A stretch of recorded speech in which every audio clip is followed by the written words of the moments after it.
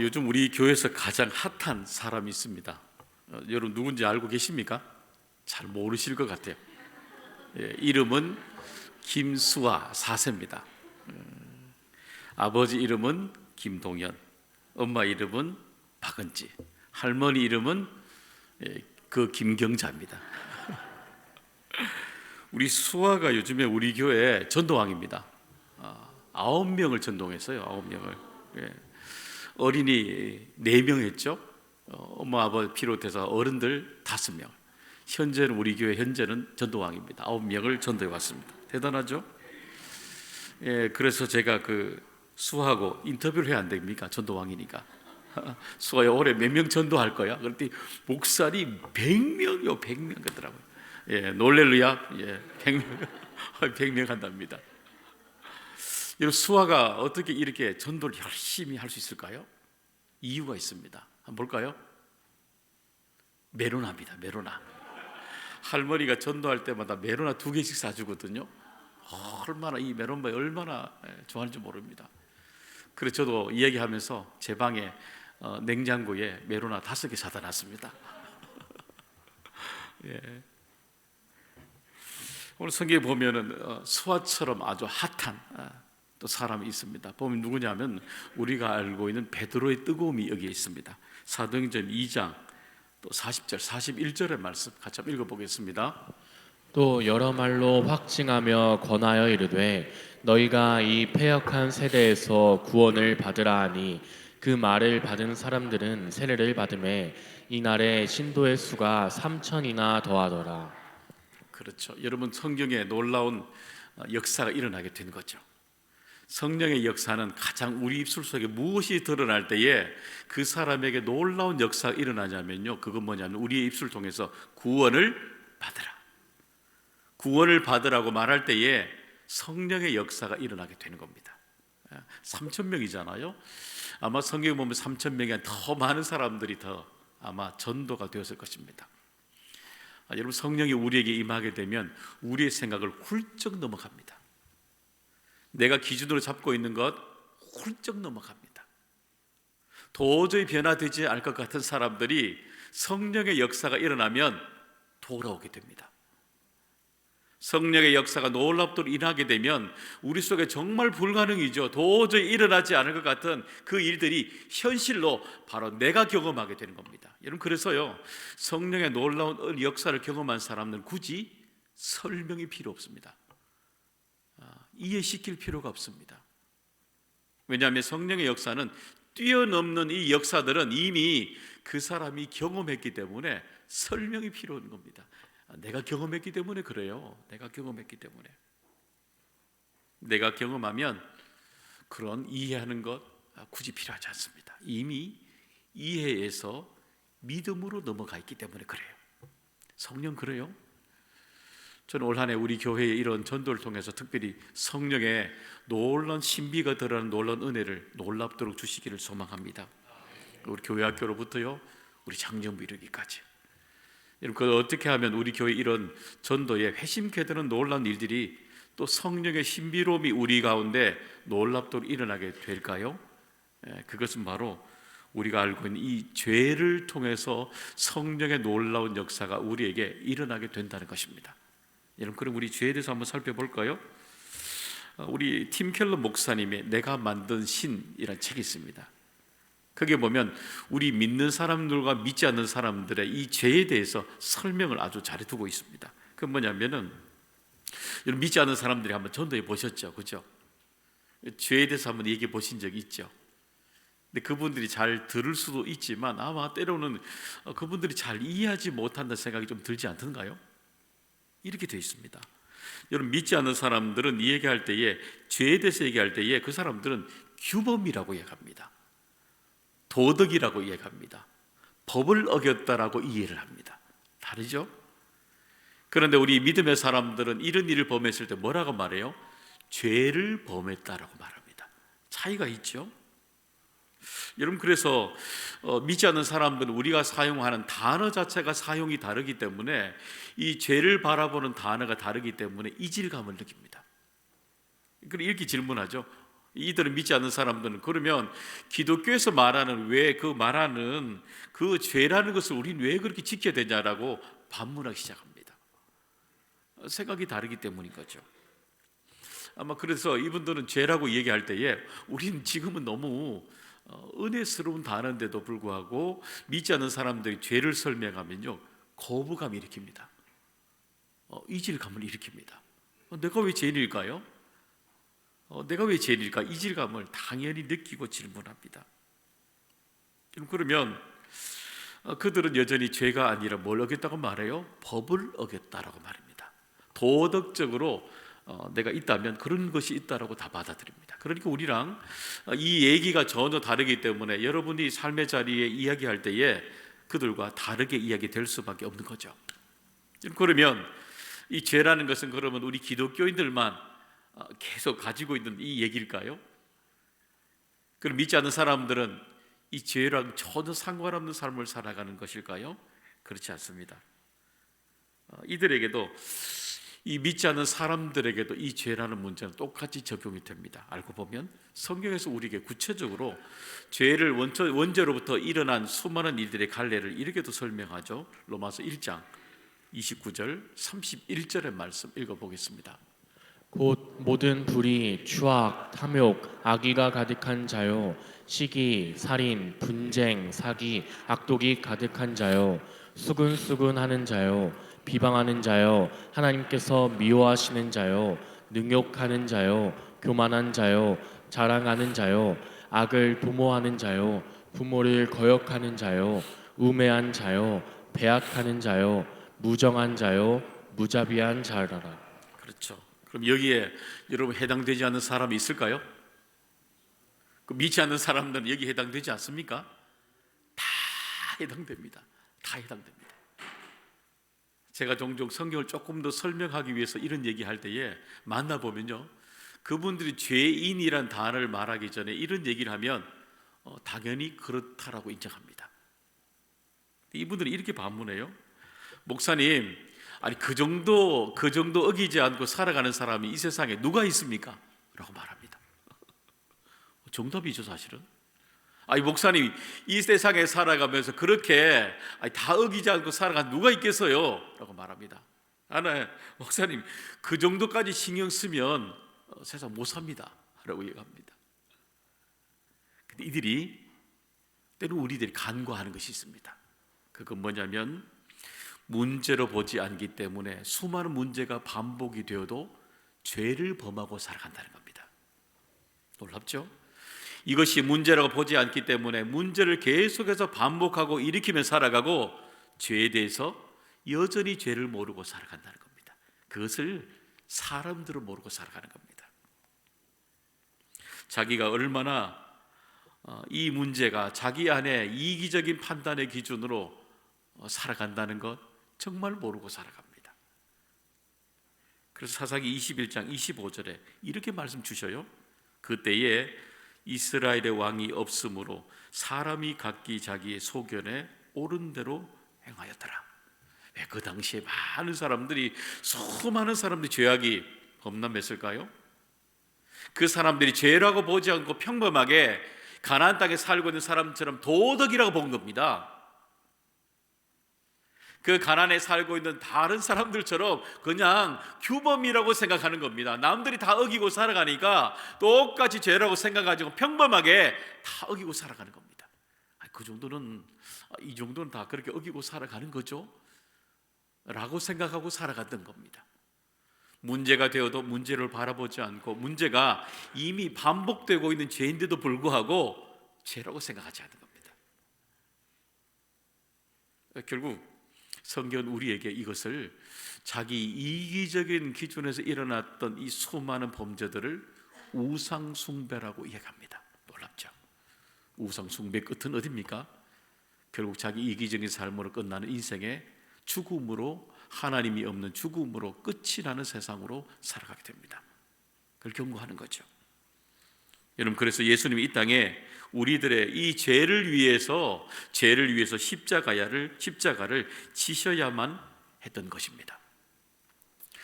제가 주중에 인도에서 선교사님으로 한 20년 계시다가 그곳에서 인도 대학교를 다니면서 박사학위를 받으신 선교사님과 여러 가지로 대화를 한 적이 있었습니다. 그분이 전공한 게 뭐냐면은 자이나교라는 교입니다.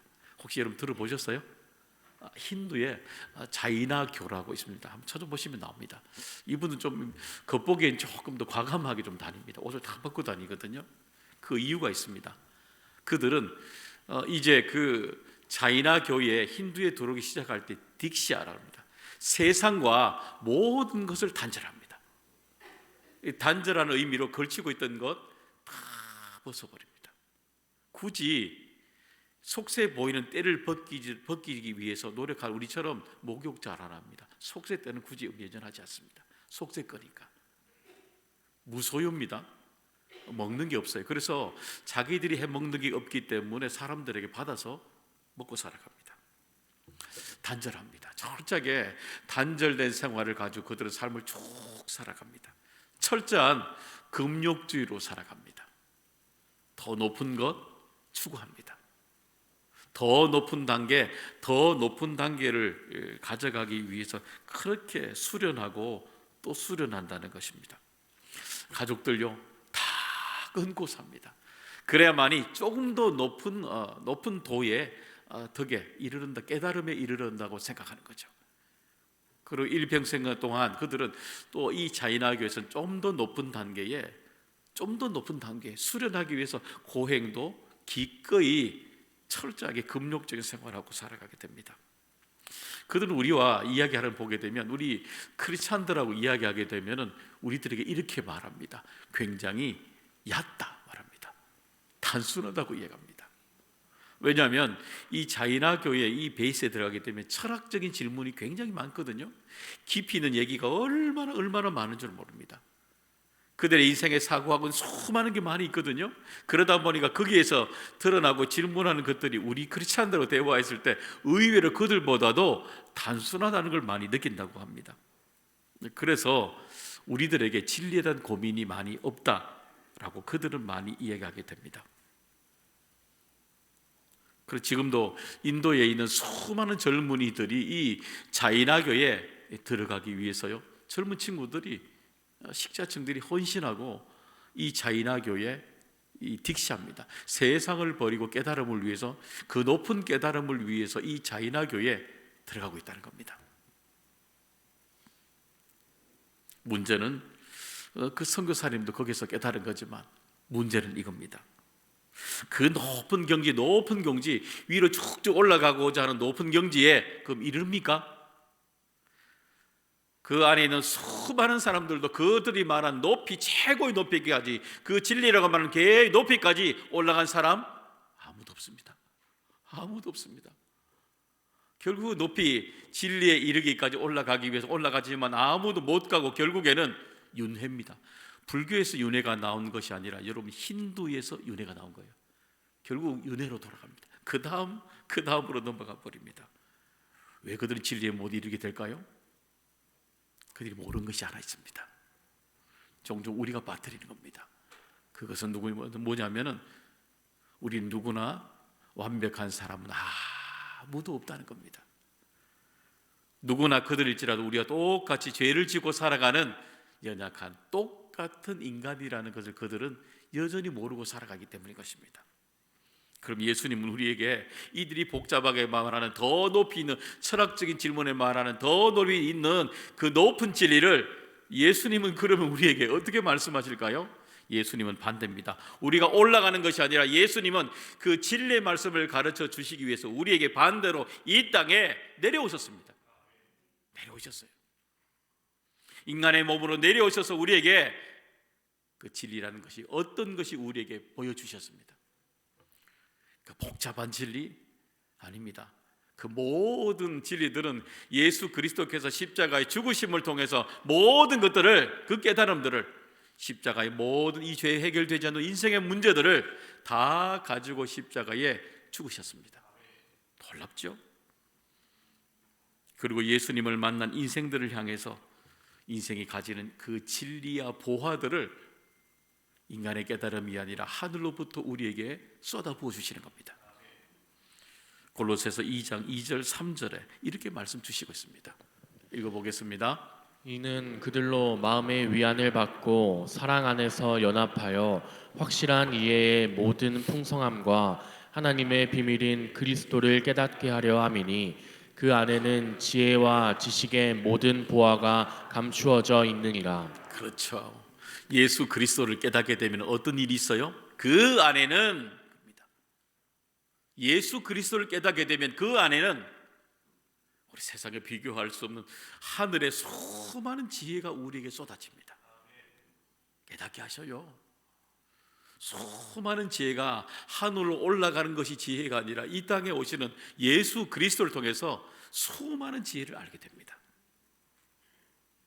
지식과 수많은 보화들이 감춰져 있는 수많은 보물들이 예수 그리스도를 믿음을 통해서 우리 안에 충만하게 다 쏟아지는 겁니다. 여러분, 그래서요, 예수 그리스도를 믿음에 있는 사람들은 수많은 깨달음의 진리들이 단순하게 쉽게 깨달아집니다. 왜냐고요? 이 세상의 모든 주관하시는 분 누구예요? 우리 하나님이시니까요. 하나님의 질서 속에 움직이는 그 안에 하나님이 답을 주셔야만이, 세상이 돌아가는 궁극적인 진리는 하나님이 만드셨기 때문에 하나님께로 들어야만이 그것을 알게 되기 때문인 것입니다. 우리 인생이 어떻게 살아가야 되는 것 알게 됩니다. 우리 인생의 과거에 내가 꼭 붙들고 있는 짐져 있는 이 모습으로부터, 이 죄로부터 우리를 자유케 하십니다. 풀어주시는 거예요. 풀어주시는 거예요. 내 안에 꼭 붙들고 있는 수많은 문제를 다 풀어주시니까 그 자유함으로 나아갈 인생으로 우리를 바꿔주셔요. 그때부터 내 인생에 무엇을 감사해야 되는지, 어떻게 살아가야 되는지, 인생의 목적이 무엇인지 그때마다 예수 그리스도를 믿음의 사람들에게 하나님 다 말씀해 주시는 겁니다. 여러분, 그렇기 때문에 예수 그리스도, 그분이 한마디 단순하지만 전부입니다. 예수 그리스도, 그분 믿으면 인생이 전부가 바뀌는 것입니다. 예수 그리스도 복잡지 않습니다. 진리는 복잡지 않습니다. 하나이기 때문에 그 진리가 우리를 모든 걸 바꾸게 되는 것입니다. 그 진리 어떻게 알 수 있을까요? 바로 성령을 통해서 오늘도 우리에게 깨닫게 하시는 것입니다. 요한복음 16장 8절의 말씀 읽어보겠습니다. 그가 와서 죄에 대하여, 의에 대하여, 심판에 대하여 세상을 책망하시리라. 책망하시니라. 그죠? 깨닫게 하신다, 이 말입니다. 깨닫게 하신다. 내가 과거에 지어왔던 세간 지식과 수많은 이해되고 붙들고 있는 모든 것들을요, 하나님이 그 순간에 성령이 우리 안에 임하게 되면 깨닫게 됩니다. 이해를 넘어가요.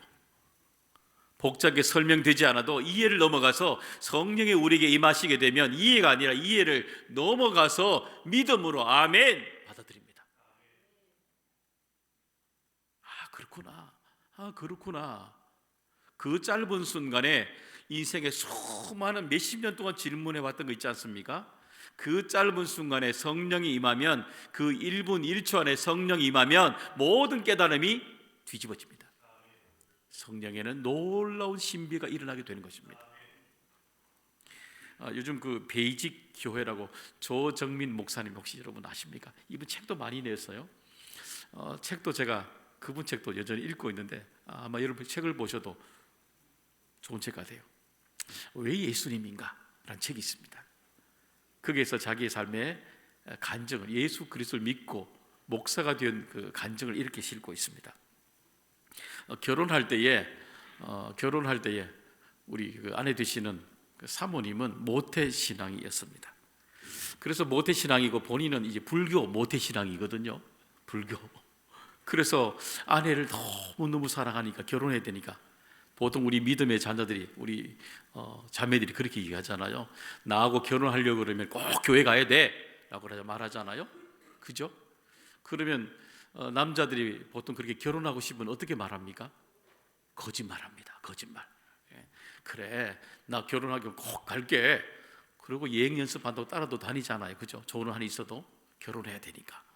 그리고 그 거짓말 같은 데 생각하면서 깜빡 속아가지고 결혼하게 되잖아. 그죠? 그리고 결혼하고 본격적으로 13년 동안 교회를 안 갑니다. 그리고 아내도 교회 못 가도록 막 구박을 합니다. 그래서 이제 13년이 지나고 난 뒤에 용감이시잖아, 그죠? 그러니까 그때부터 아내가 이제 새벽기도, 온누리교회 새벽기도를 나가게 되었습니다. 아니 갑자기 새벽을 나가니까, 잠도 부족하단 말하는 사람이 새벽에 나가니까 의심이 들기 시작합니다. 이 뭐 다른 남자가 있나? 이 불륜에 대한 의심이 팍 든 거죠, 모르니까. 그래서 한 번은 이제 아내가 교회 새벽기도 가니까 따라가 봤답니다.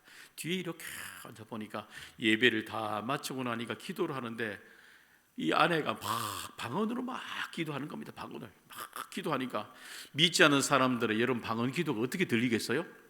이건 거의 미친 수준으로 보이는 거예요. 이단으로 보이는 거예요. 야, 아내가 미쳤구나, 이거 진짜 이단이 됐구나, 이런 생각이 들더랍니다. 그래서 집에 와서요 아내한테 엄청나게 혼냈답니다. 엄청나게. 그래서 마음속에 이제 작심을 했답니다. 그분 직업이 원래 아나운서거든요. 방송인이잖아요. 이제 내가 아내 따라가 취재해가지고 완전히 이제 이 온누리교회 뒤집어 놔야 되겠다, 문 닫게 해야 되겠다 작정을 하고 이 아내 따라 이제 갔답니다. 가서 녹음기 틀어놓고 찬송 뭐 설교할 때마다 뭐 틀 잡을 게 없나 다 녹음하고 듣고 분석하고 막 썼답니다. 그리고 일주일 동안 작정을 갔는데 4일째 되던 날 이제 설교를 듣고 녹음하고 막 설교를 듣고 있는데 막 찾고 있는데 갑자기 찬송을 부르는데 너 예수께 조용히 나가 라는 찬송이 나오더랍니다. 한번 볼까요? 이 가사죠. 너 예수께 조용히 나가 내 모든 짐 내려놓고 주 십자가 사랑을 믿어 죄사함을 너 받으라. 주 예수께 조용히 나가 내 마음을 쏟아놓으라. 늘 은밀히 보시는 주님 큰 은혜를 베푸시리. 이 가사를 쭉 따라 부르는데요, 어느 순간에 이 조정민 목사님, 그때 불교 신자죠, 마음속에 울컥하고 알 수 없는 눈물이 막 쏟아지더라는 겁니다. 알 수 없는 눈물이 계속해서 막 쏟아지는 겁니다. 그래서 마음에 이런 생각이 들더라는 겁니다. 아, 걸려들었구나 싶더랍니다. 그리고 며칠 뒤에 아내가 집으로 그 목사님을 자기 집에 모셔봤더랍니다. 그런데 말씀을 들으면서 그 마음속에 들으면서 마음속에 이런 마음이 들더랍니다. 아, 내가 죄인이었구나. 내가 죄인이었구나. 그 마음이 들더라는 겁니다.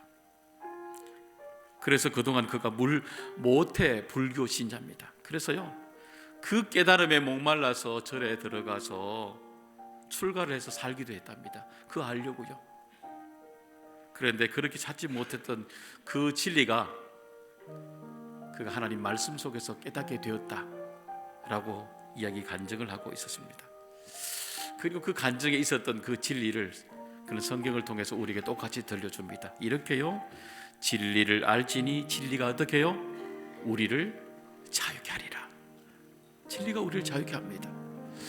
왜 우리가 전도를 해야 될까요? 왜 우리가 전도를 해야 될까요?